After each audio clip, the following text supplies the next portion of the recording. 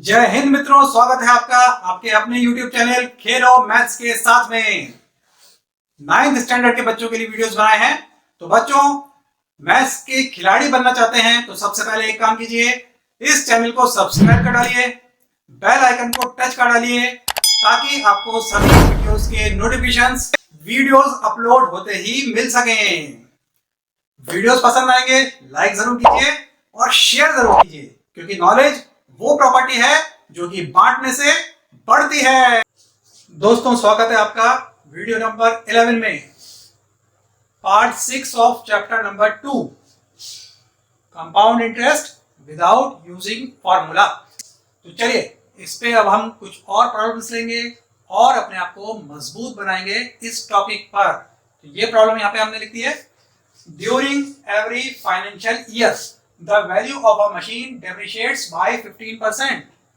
Find the original cost of the machine which depreciates by rupees 5355 during the second year.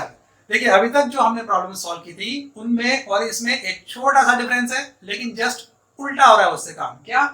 अब तक हम interest की problems कर रहे थे, ये इंटरेस्ट की प्रॉब्लम की तरह ही है। कंपाउंड इंटरेस्ट का चैप्टर है तो ऑब्वियसली इंटरेस्ट की प्रॉब्लम्स की तरह ही होगा, लेकिन ये इंटरेस्ट नहीं है। इंटरेस्ट क्या होता है? इंटरेस्ट में तो वैल्यू बढ़ती है। हम कुछ पैसा किसी को देते हैं या किसी से लेते हैं और कुछ पीरियड के बाद जब पैसा लेने वाला पैसा देने वाले को रिटर्न करता है तो उससे ज्यादा रिटर्न करता है। इसमें उल्टा क्या काम हो रहा है कि मशीन की वैल्यू है, मशीन जो कि सेल करनी है एक कंपनी को, उसकी वैल्यू हर साल कम हो रही है।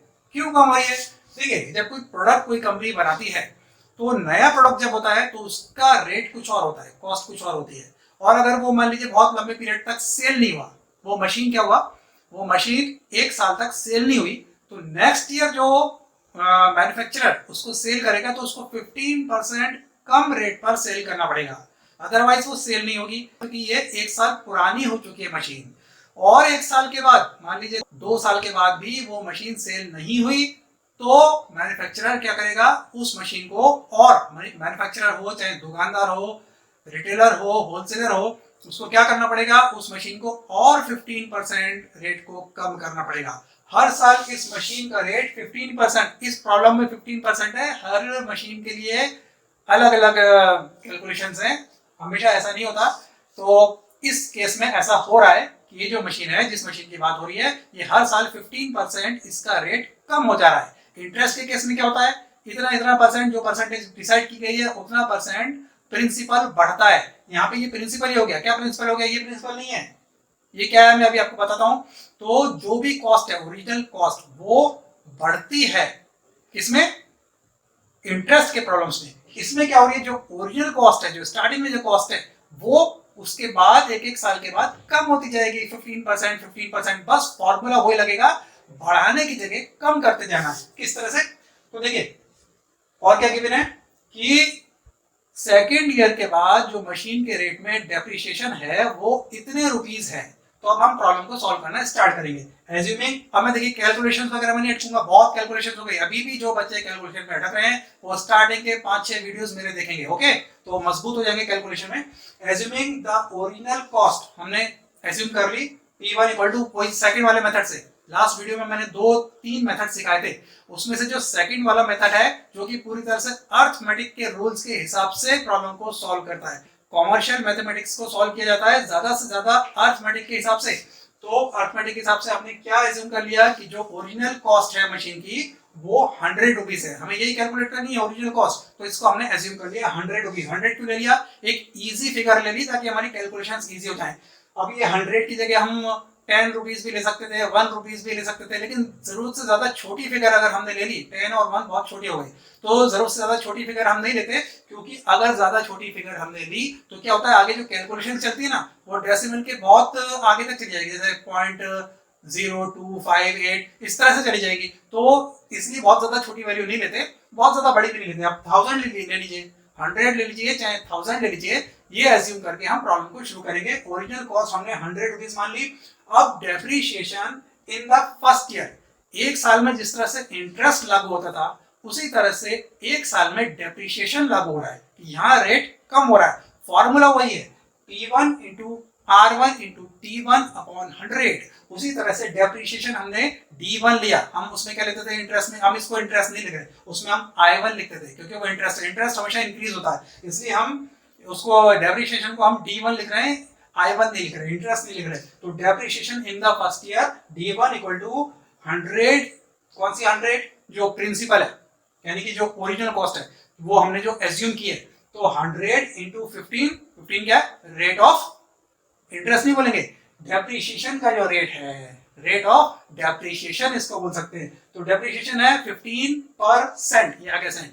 तो कितने पीरियड में, 1 पीरियड में, 1 ईयर में, तो इंटू T1 क्या हो गया 1, तो ये सब लिख लेंगे, T1 R1 ये सब लिख लेंगे।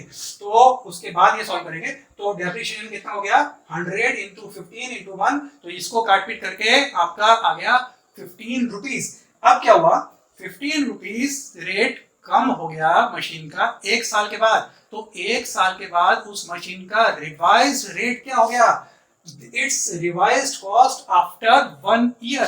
क्या हो गया रिवाइज्ड कॉस्ट, रिवाइज्ड कॉस्ट इसकी हो गई 100 रुपीज, जो इसकी ओरिजिनल कॉस्ट जो हमने एज्यूम की थी उसमें से 15 रुपीज कम हो गए, उसका रेट गिर गया 15 रुपीज। क्यों 15 रुपीज, 15 रुपीज ये आया हमारा, कैसे डेप्रिसिएशन 15 रुपीज हो गया, 15 रुपीज कम हो गया उसका रेट 1 साल के बाद। तो 1 साल के बाद उस मशीन का रेट कितना हो गया, जो उसकी कॉस्ट थी 100 रुपीज, अब उसकी कॉस्ट हो गई 100 माइनस 15 यानी कि 85 रुपीज। अब 85 रुपीज उसकी कॉस्ट हो गई, और 1 साल के बाद वो और 15% कम हो जाएगी, 15 रुपीज नहीं 15%, ठीक है। तो depreciation in the second year D2 equal to 85। क्यों 85, क्योंकि अब मशीन की कॉस्ट 85 है 1 साल के बाद, तो 85 इंटू 15, क्यों 15 है 15% डेप्रिसिएशन और होना है, तो 85 इंटू 15 1 ईयर में, एक और 1 ईयर जो सेकंड ईयर है वो भी 1 साल है, तो एक और पीरियड में वो 15% और कम होना है मशीन का रेट, तो 85 इंटू 15% इंटू 1 पीरियड, तो ये कैलकुलेशन करेंगे तो आ जाएगा हमारा काटने के बाद ₹51/4। ये हो गया डेप्रिसिएशन सेकंड ईयर का। तो 2 साल के बाद डेप्रिसिएशन इतना हुआ। अब हमने वही अपना जो रेशियो वाला फॉर्मूला सिस्टम लगा दिया हमने, सिंस और देयरफॉर की जिस तरह से प्रॉब्लम्स होती हैं कि फॉर डेप्रिसिएशन ₹51/4 सेकंड ईयर के डेप्रिसिएशन की बात हो रही है। क्यों सेकंड ईयर के डेप्रिसिएशन की बात कर रहे हैं हम, क्योंकि हमें जो गिवन है वो सेकंड ईयर का डेप्रिसिएशन गिवन है 5355, दिख रहा है ना, तो 5355 सेकंड ईयर का डेप्रिसिएशन है। हमारा सेकंड ईयर का डेप्रिसिएशन आ गया 51/4। हमारा अलग क्यों आ गया, क्योंकि हमने 100 रुपीज के ऊपर कैलकुलेट किया है, वो पूछा है तो कितने रुपीज पर डेप्रिसिएशन 5355 होगा, तो हो गया for depreciation 51/4 the original cost was 100 rupees, जो कि हमने एज्यूम की थी, ठीक है 100 रुपीज पे इतना डेप्रिसिएशन हुआ। तो for depreciation 5355 the original cost will be equal to, since therefore के प्रॉब्लम्स मालूम है ना, x1 upon y1 equal to x2 upon y2, उस हिसाब से भी कर सकते हैं। तो ये हो गया 100 upon this much into this much, तो 100 अपॉन दिस मच हो गया इनटू 5355। इसको काट पीट के ऊपर नीचे ले जाके जब हम वैल्यू इसके निकालेंगे तो आ गया हमारा 42,000 रुपीज, यानी कि 42,000 रुपीज मशीन की ओरिजिनल कॉस्ट थी, जो कि 1 साल के बाद 50% डिक्रीज होकर उसकी कुछ कॉस्ट हो गई, और 1 साल के बाद जब 15% डिक्रीज हुई तो वो डेप्रिसिएशन था 5355। इस आंसर को आप चेक भी कर सकते हैं, अपने सॉल्यूशन को आप चेक भी कर सकते हैं। किस तरह से कि हम निकालेंगे 42 चेक करने के लिए 42,000 पे 15% कैलकुलेट करेंगे तो वो हो जाएगा 1 साल का डेप्रिसिएशन। तो 1 साल के बाद हमारी कॉस्ट कितनी हुई वो आ जाएगी। उसके बाद हम जो 1 साल के बाद जो रिवाइज्ड कॉस्ट आई उसको हम फिर 15% उस पर डेप्रिसिएशन करेंगे, और हम देखेंगे कि जो डेप्रिसिएशन आएगा सेकेंड ईयर का वो इतना ही आएगा। तो इसका मतलब हो जाएगा कि हमारा सॉल्यूशन सही है। तो इस तरह की प्रॉब्लम ठीक इंटरेस्ट की तरीके से हमारी डेप्रिसिएशन की प्रॉब्लम सॉल्व होंगी। बस इंटरेस्ट में कॉस्ट बढ़ती जाती है और डेप्रिसिएशन के केस में कॉस्ट उतने ही % कम होती जाती है, और कुछ भी डिफरेंस इस सवाल में नहीं है। तो इसके बाद लेंगे हम, देखिए हर तरह की प्रॉब्लम हम इस टॉपिक पे अभी तक जितनी हमने स्टडी की थी उस टॉपिक के हिसाब से हम हर तरह की प्रॉब्लम ले चुके हैं। अब देखिए हम कुछ और बातें इसके बारे में जानेंगे, कंपाउंड इंटरेस्ट और सिंपल इंटरेस्ट के बारे में, फ्रेश पेज पे। चलिए कुछ और बातें जानेंगे कंपाउंड इंटरेस्ट के बारे में फटाफट। ठीक है, प्रॉपर्टीज। अब तक हमने जितनी प्रॉब्लम सॉल्व की उनके हिसाब से हमें क्या क्या बातें पता चली, क्या क्या हमने ऑब्जर्व किया। नंबर 1 कि on the same sum and at the same rate of interest the compound interest of a particular period always more than the compound interest of the previous period. कभी भी किसी भी पीरियड का compound interest उससे पहले वाले period के compound interest से हमेशा ज्यादा होता है। वो तो होता ही है कब, अगर अमाउंट फिक्स है और रेट ऑफ इंटरेस्ट फिक्स है तो किसी भी पीरियड का कंपाउंड इंटरेस्ट उससे पहले वाले से ज्यादा होगा। ये हो गई एक बात।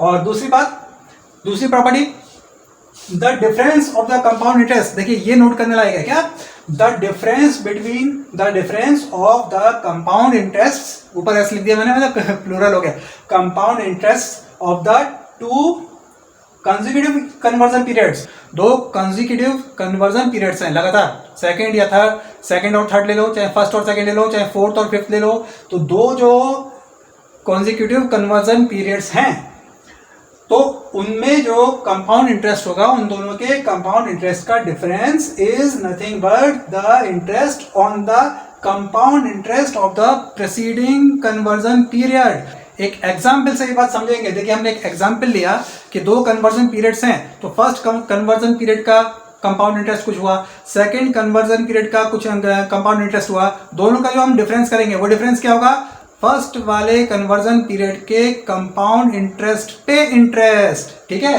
तो कैसे, मान लीजिए हमने एक एग्जाम्पल लिया कि 10,000 पे, कितना है 10,000 नहीं, 1000 पे हम कैलकुलेट कर रहे हैं 10% rate of interest, 10% one period. ठीक है, परसेंट, तो ये हमने फॉर्मूला अपने लगाया तो कितना आया 100 रुपीज। तो फर्स्ट पीरियड का, दो पीरियड्स हमने लिया है, फर्स्ट पीरियड का 1000 के ऊपर 10% के हिसाब से कंपाउंड इंटरेस्ट आया 100 रुपीज। अब 100 ऐड हो जाएगा इसमें प्रिंसिपल में, तो सेकंड पीरियड के लिए प्रिंसिपल हो जाएगा 1000 प्लस 100, तो ये हो गया 1100। ये सेकंड पीरियड का हम निकाल रहे हैं, तो सेकंड पीरियड में क्या हुआ 1100 पर जब हमने 10% कैलकुलेट किया कंपाउंड इंटरेस्ट तो हो गया 110।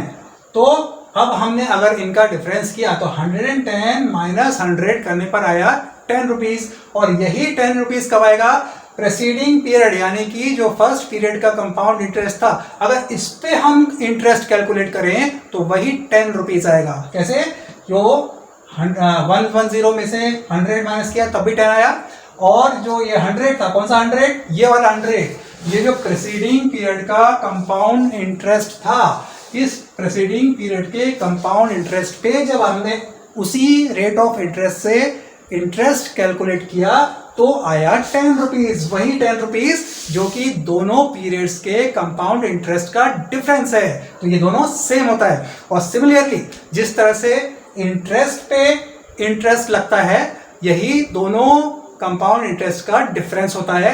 उसी तरह से अमाउंट के केस में क्या होता है, सिमिलरली एंड ऑब्वियसली क्या, द डिफरेंस ऑफ अमाउंट, कौन सा, डिफरेंस ऑफ अमाउंट। अभी हम डिफरेंस किसका ले रहे थे, कंपाउंड इंटरेस्ट का, अब हमने लिया डिफरेंस ऑफ अमाउंट, दोनों जो अमाउंट हो गए। तो सेकंड पीरियड के बाद, ये इसी एग्जांपल की बात कर रहे हैं, सेकंड पीरियड के बाद अमाउंट कितना हो गया 1210, क्योंकि 1100 में हमने ऐड कर दिया 110, इंटरेस्ट ऐड कर दिया तो बन गया हमारा अमाउंट ऑफ सेकंड ईयर। तो सेकंड ईयर का जो अमाउंट है इसमें से फर्स्ट ईयर का अमाउंट हमने माइनस किया, यानी कि दोनों कन्वर्जन पीरियड्स का जो अमाउंट का डिफरेंस है वो आया 110, और यही 110 किसके इक्वल है, this value 110 is nothing but the compound interest on the preceding period's amount। जो फर्स्ट पीरियड का अमाउंट है उस अमाउंट पे अगर हम इंटरेस्ट कैलकुलेट करें, कंपाउंड इंटरेस्ट कैलकुलेट करें, तो वो भी आएगा 110, और दोनों अमाउंट्स का डिफरेंस हम कैलकुलेट करेंगे तो वो भी आएगा 110। तो फर्स्ट अमाउंट का इंटरेस्ट हमने यहाँ पे कैलकुलेट किया, फर्स्ट अमाउंट कितना हो गया 1100 था ना, फर्स्ट अमाउंट। फर्स्ट पीरियड के बाद जो अमाउंट बना इंटरेस्ट ऐड करके वो हो गया 1100, ठीक है। अब इसके ऊपर जब हमने कैलकुलेट किया इंटरेस्ट तो वो कितना आया 1100 का 10% इक्वल टू 110 यही 110 कहाँ पे आया कि जब हमने दोनों अमाउंट का डिफरेंस किया तब भी 110 आया। ये जो दूसरे वाली प्रॉपर्टी है इसके ऊपर अब हम कुछ प्रॉब्लम्स लेंगे और देखिए उस प्रॉब्लम से ये प्रॉपर्टी और भी आसानी से समझ में आएगी। तो फ्रेश पेज पे लेते हैं इसके ऊपर एक प्रॉब्लम। चलिए ये एक प्रॉब्लम लेते हैं, देखिए कितने आसानी से सॉल्व होती है क्योंकि बोझ काफी कम हो गया है। अपने सर के बोझ की बात नहीं कर रहा हूं, जो हमने आइडेंटिटी अभी अभी पढ़ी है उस आइडेंटिटी की वजह से, प्रॉपर्टी की वजह से देखिए ये प्रॉब्लम कितनी आसानी से सॉल्व होती है। A sum of money is invested at compound interest payable annually, annually pay हो रहा है कंपाउंड इंटरेस्ट। मनी कितना है यानी कि जो कैपिटल है, जो प्रिंसिपल है वो कितना है नहीं दिया गया है। The amounts of interest in 2 successive years are 2000 and 2240। अब देखिए अमाउंट्स ऑफ इंटरेस्ट, यहां पर ये जो अमाउंट लिखा गया है ये जानबूझकर कंफ्यूज करने के लिए लिखा गया है, इससे आप कंफ्यूज नहीं होंगे। ये अमाउंट मतलब A1 और A2 नहीं दिए गए हैं।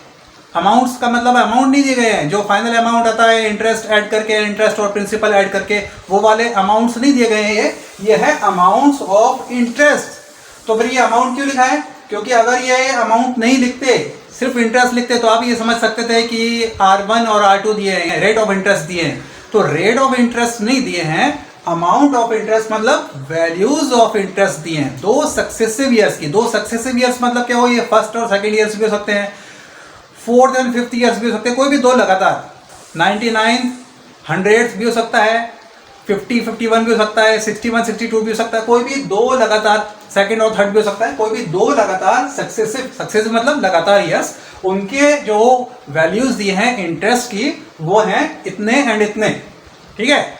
और इसमें कुछ भी नहीं दिया गया है, और भी कुछ दिया गया है लेकिन दिखाई नहीं दे रहा। क्या? जैसे कि ये सक्सेसिव ईयर्स, इसका मतलब क्या हुआ T1 एंड T2 भी दिया गया है कि दोनों एक साल ही है। यहाँ पर भी लिखा है पेएबल एनुअली, एनुअली कंपाउंड हो रहा है इंटरेस्ट, ठीक है।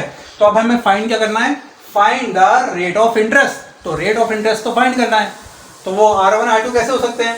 और रेट ऑफ इंटरेस्ट अगर दिए हुए होते तो वो तो परसेंटेज में होते हैं ना, यूनिट्स पर भी ध्यान देंगे हर बार, तो इसमें कंफ्यूज नहीं होंगे कि ये जो गिवन है वो अमाउंट्स गिवन है या रेट ऑफ इंटरेस्ट गिवन है या इंटरेस्ट की वैल्यूज गिवन है। तो क्या गिवन है? इंटरेस्ट की वैल्यूज गिवन है। अमाउंट क्यों नहीं गिवन है? क्योंकि अमाउंट ऑफ इंटरेस्ट लिखा है, इसलिए ये A1 एंड A2 नहीं है।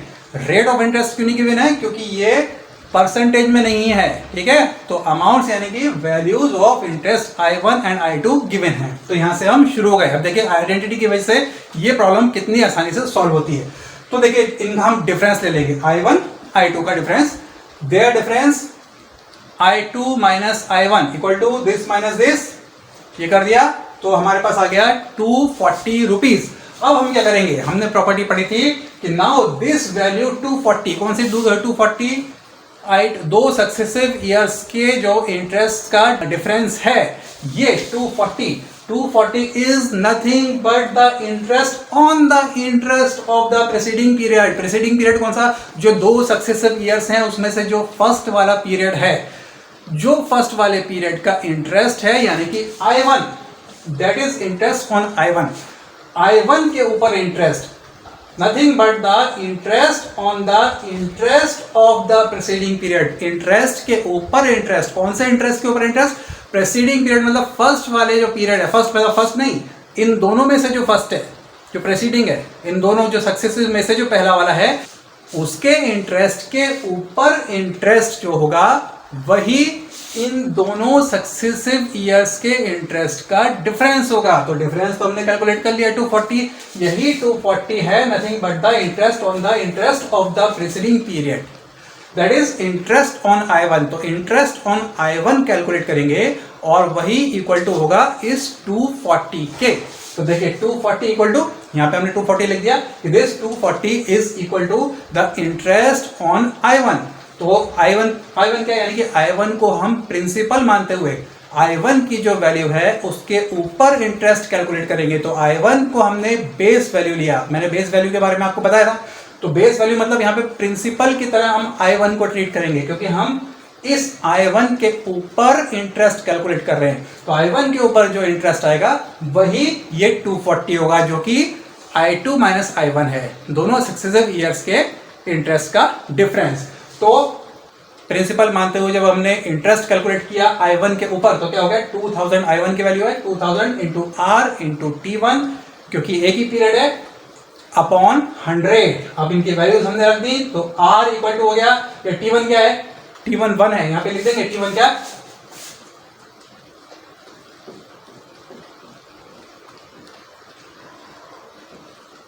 T1 इक्वल टू 1 ईयर, ठीक है, T1 T2 दोनों 1 ईयर है। तो हम क्रॉस मल्टीप्लिकेशन से इधर से उधर ले जाके हमने कैलकुलेट किया, ये हमारा आ गया 12%। R की वैल्यू कितनी आसानी से हमारी कैलकुलेट हो गई इस प्रॉपर्टी के इस्तेमाल से, जो प्रॉपर्टी हमने अभी अभी सीखी थी।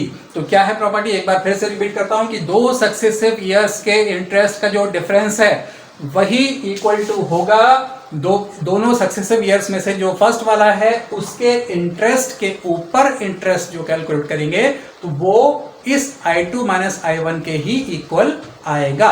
इस प्रॉपर्टी से इजीली ये प्रॉब्लम हमारी सॉल्व हो गई, जबकि देखने में कैसा लग रहा था कि हमें गिवन कुछ भी नहीं है, सिर्फ ये दो चीजें गिवन है और पूछ रहे हैं ये भी बताओ, ना हमें कैपिटल मालूम था ना रेट ऑफ इंटरेस्ट हमें कैलकुलेट करना था, कैपिटल मालूम नहीं था। ठीक है, अब देखिए ये प्रॉब्लम इस तरह से सॉल्व हो गई।